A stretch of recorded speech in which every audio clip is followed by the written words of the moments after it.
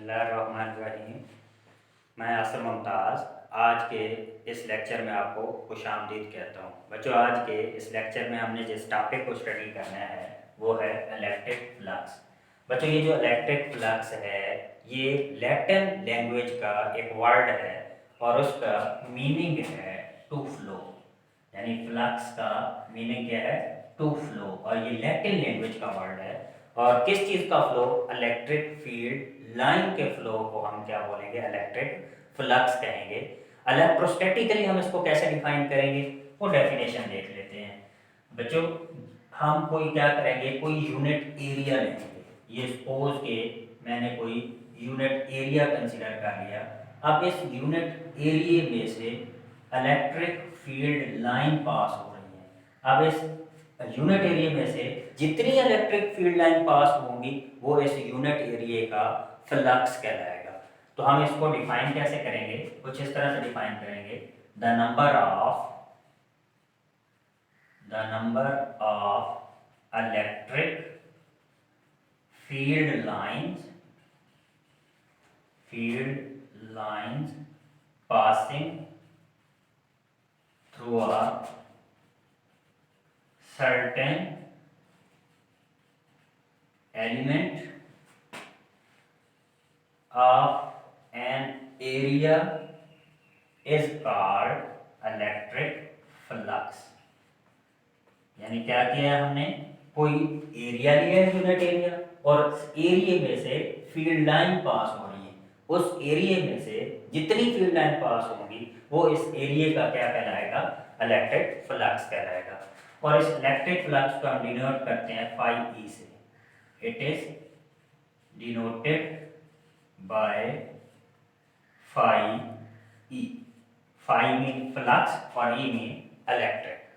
अब हम किसी इलेक्ट्रिक फ्लक्स को मैथमेटिकली भी डिफाइन कर सकते हैं। बच्चों, अगर हम इसको मैथमेटिकली डिफाइन करें तो जो इलेक्ट्रिक फ्लक्स है वो दो चीज़ों का डॉट प्रोडक्ट है, दो चीज़ों का स्केलर प्रोडक्ट है। किन दो चीज़ों का? इलेक्ट्रिक इंटेंसिटी का और वेक्टर एरिया का। यानी हम इसको मैथमेटिकली देख लेते हैं।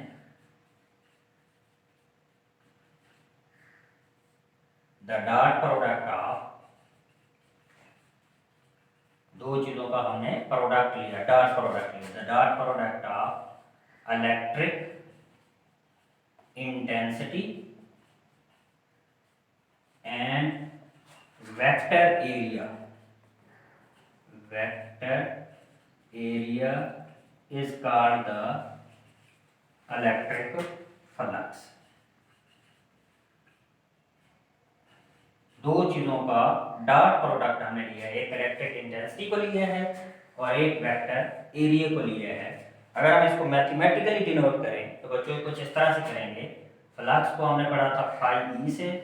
फाई ई दो चीज़ों का प्रोडक्ट है। किस चीज़ का? इलेक्ट्रिक इंटेंसिटी को ई से रिप्रेजेंट कर दिया, दरमियान में डॉट आ गया, और वेक्टर एरिया को हमने किससे रिप्रेजेंट कर दिया है? ए से। तो phi E is equal to आ गया ई डॉट ए। और आप जानते हैं जब हम डॉट को खत्म करते हैं तो डॉट cos थीटा में चेंज होता है। तो ये फिर हमारा फार्मूला बन जाएगा phi E is equal to E A cos theta. अब जो फाई है वो थीटा पे भी डिपेंड करता है। जैसे जैसे एरिया का एंगल चेंज होता जाएगा जो फ्लक्स है वो भी क्या होता जाएगा? चेंज होता जाएगा। बच्चों, मैं एक एग्जांपल हम एक लोग परफॉर्म करते हैं। सपोज करते हैं कि ये हमारे पास कोई एरिया है।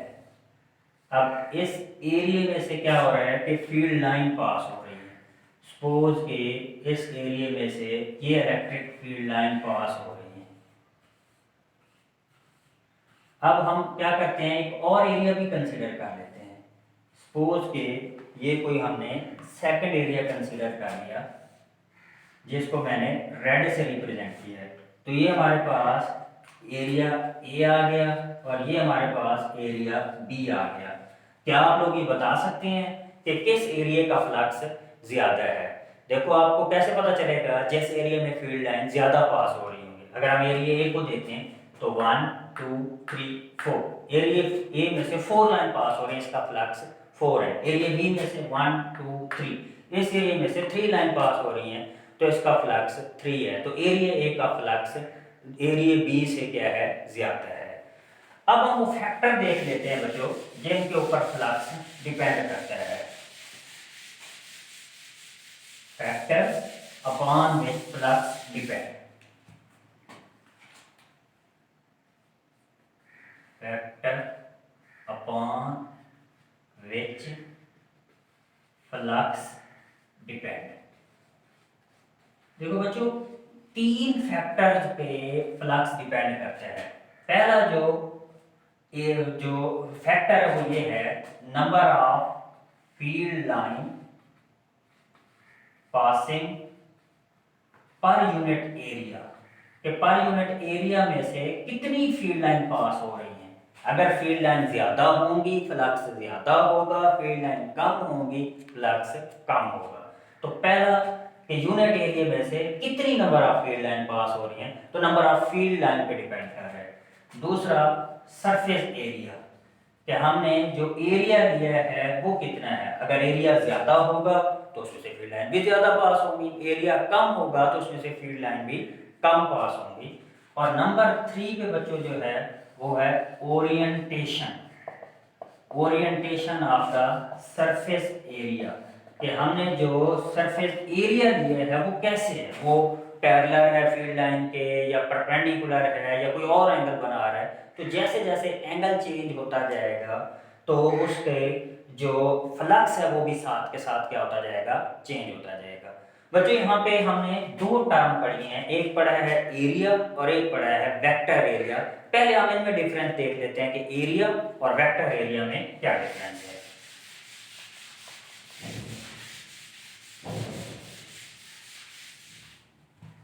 Area and vector area, area and vector area. देखो बच्चों, एरिया और वेक्टर एरिया दोनों की मैग्नीट्यूड सेम है। अब एरिया स्केलर क्वांटिटी है, वेक्टर एरिया वेक्टर क्वांटिटी है। ये कौन सी क्वांटिटी है, स्केलर क्वांटिटी है, और ये कौन सी क्वांटिटी है, वेक्टर क्वांटिटी है। अब बच्चों दोनों की जो मैग्नीट्यूड है वो सेम है, दोनों की मैग्नीट्यूड क्या है, सेम है। अब इनमें फर्क किस चीज का है, डायरेक्शन का है। यानी क्या होगा कि जो एरिया है उसकी मैग्नीट्यूड और वेक्टर एरिया की मैग्नीट्यूड दोनों सेम है, जबकि वेक्टर एरिया की क्या होगी, डायरेक्शन होगी। सपोज कि हमारे पास ये किसी चीज का सरफेस एरिया है, ये एरिया है। अब वो अगर हमने कहे कि हम इसका वेक्टर एरिया फाइंड आउट करें, तो बच्चों याद रखो एरिया और वेक्टर एरिया आपस में परपेंडिकुलर बनाएंगे, राइट एंगल बनाएंगे। एरिया और वेक्टर एरिया में 90 का एंगल प्रोड्यूस हो रहा होगा। ये हमें किसी चीज का सरफेस एरिया दिया हुआ है। अब हमने इसका वेक्टर एरिया ड्रा करना है, तो वेक्टर एरिया कैसे आएगा, ये इसका क्या आ गया, वेक्टर एरिया आ गया। तो एरिया और वेक्टर एरिया में यहाँ पे एंगल कितना प्रोड्यूस हो गया, 90 डिग्री। अगर किसी चीज का ये एरिया दिया हुआ हो और अब वो हमसे कहे कि इसका वेक्टर एरिया बताएं, तो हमने कहा है कि एरिया और वेक्टर एरिया 90 का एंगल बनाएंगे। तो 90 का एंगल बनाने के लिए हमने ये उसका वेक्टर एरिया क्या कर दिया है, ड्रा कर दिया है। एरिया को जस्ट ए से रिप्रेजेंट करेंगे और वेक्टर एरिया के ऊपर एरो डालेंगे, क्योंकि ये कौन सी क्वांटिटी है, वेक्टर क्वांटिटी है। तो फर्क क्या हुआ, एरिया और वेक्टर एरिया हमेशा दूसरे के साथ 90 का एंगल प्रोड्यूस करेंगे। तो बच्चों अब हम क्या करते हैं, मैक्सिमम फ्लक्स फाइंड आउट कर लेते हैं और फिर मिनिमम फ्लक्स को फाइंड आउट कर लेते हैं। पहले बात कर लेते हैं मैक्सिमम फ्लक्स।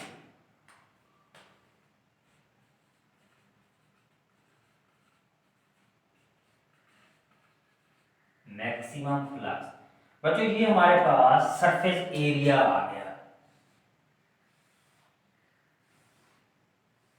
और ये हमारे पास इलेक्ट्रिक फील्ड लाइंस आ गई। आप जानते हैं इलेक्ट्रिक फील्ड लाइंस को हम ई से रिप्रेजेंट करते हैं, और ये किसी चीज का क्या दिया हुआ है, सरफेस एरिया। हमने इसका फ्लक्स फाइंड आउट करना है। तो बच्चों फ्लक्स का फार्मूला भी हमने पढ़ा था, phi E is equal to E dot A, यानी दो चीजों का डॉट प्रोडक्ट है। किन दो चीजों का, इलेक्ट्रिक इंटेंसिटी का और वेक्टर एरिया का। तो ये तो हमें एरिया दिया हुआ है। अगर आपको फ्लक्स चाहिए तो पहले आप क्या करेंगे, इसका वेक्टर एरिया फाइंड आउट करेंगे। अभी आपको बताया है कि ये इसका एरिया दिया हुआ है, इसका अगर हमने वेक्टर एरिया फाइंड आउट करना हो तो इसके एरिया के साथ परपेंडिकुलर बनाएगा, तो ये इसका क्या आ गया, वेक्टर एरिया आ गया। अब ये वेक्टर एरिया आ गया। अब हमें जो रिलेशन चाहिए वो किन दो चीजों के दरमियान चाहिए, इलेक्ट्रिक इंटेंसिटी और वेक्टर एरिया का। आप जानते हैं जब हम डॉट को खत्म करेंगे तो फाई ई इज इक्वल हो जाएगा ई ए cos थीटा। अब थीटा हम कौन सी दो चीजों वाला लेंगे, इलेक्ट्रिक इंटेंसिटी का और वेक्टर एरिया का। अब बच्चों देखो, इलेक्ट्रिक इंटेंसिटी और वेक्टर एरिया दोनों एक ही डायरेक्शन के अंदर आ रहे हैं, यानी दोनों क्या है, पैरेलल है। और जब पैरेलल है तो थीटा हम कितना पुट करेंगे, 0 डिग्री। तो फ्लक्स इज इक्वल टू क्या आ जाएगा, phi E is equal to E A का 0 डिग्री। और का 0 आप जानते हैं 1 के इक्वल होता है, तो ये हो जाएगा ई ए, यानी का 0 1 के बराबर आ गया, तो 1 से मल्टीप्लाई करेंगे तो phi E is equal to आ गया ई ए। तो फ्लक्स क्या आ गया, मैक्सिमम आ गया। अब बच्चों यहाँ से एमसीक्यूज आता है, फ्लक्स कब मैक्सिमम आया, जब इलेक्ट्रिक इंटेंसिटी और वेक्टर एरिया आपस में पैरेलल हैं तो फ्लक्स मैक्सिमम आ गया। अगर इसको वैसे अंदाज में पूछे कि इलेक्ट्रिक इंटेंसिटी और एरिया आपस में क्या है, परपेंडिकुलर है, एरिया और इलेक्ट्रिक इंटेंसिटी परपेंडिकुलर है तो फ्लक्स मैक्सिमम है। इलेक्ट्रिक इंटेंसिटी और वेक्टर एरिया आपस में क्या है, पैरेलल है, तो फ्लक्स क्या है, मिनिमम है। नेक्स्ट बच्चों, मिनिमम फ्लक्स की बात कर लेते हैं।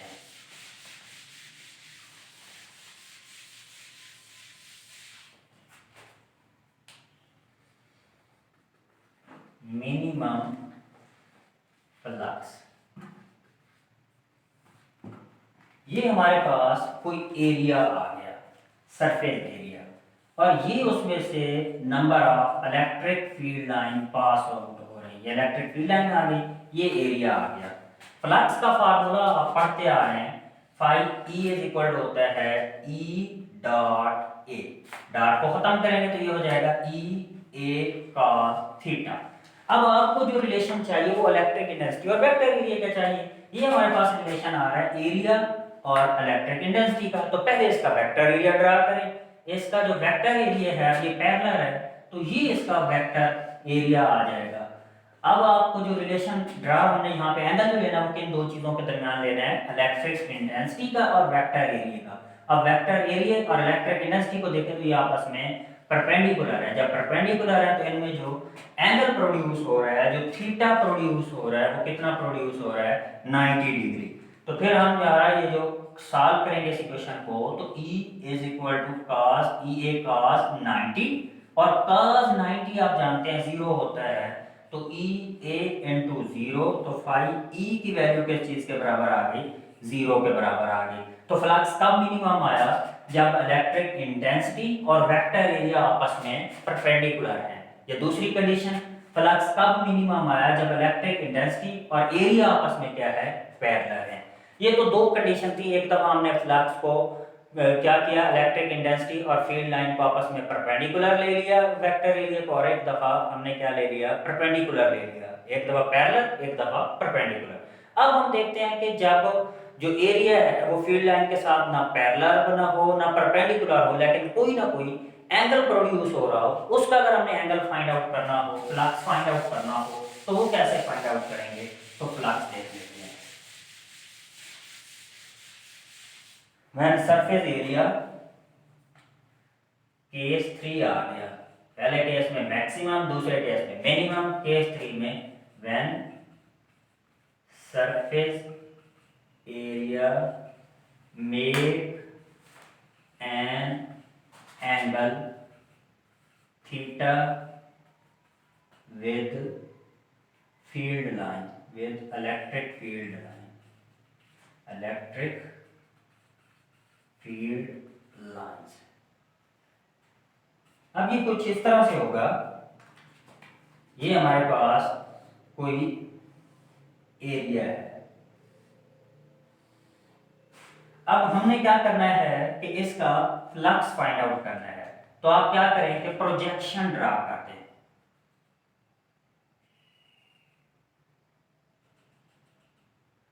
ये मैंने क्या किया, ये हमारे पास इलेक्ट्रिक फील्ड लाइन आ गई जिसको E से रिप्रेजेंट करते हैं, और ये हमारे पास क्या आ गया, कोई एरिया आ गया, ये यहाँ पे एरिया आ गया, तो यहाँ पे कोई ना कोई क्या बन रहा है, एंगल बन रहा है ई और ए के। तो ये एंगल हमने फाइंड आउट करना है। तो इस पर्पज के लिए मैंने ये यहाँ पे क्या ड्रा किया है, प्रोजेक्शन ड्रा किया है ई से ए के ऊपर, जो किस चीज के बराबर होगा, ए cos थीटा के इक्वल आएगा। अब अगर हमने इसका फ्लक्स फाइंड आउट करना है तो फ्लक्स कैसे फाइंड आउट करेंगे, फाई इज इक्वल टू ई, और आगे हमने क्या किया है, प्रोजेक्शन ऑफ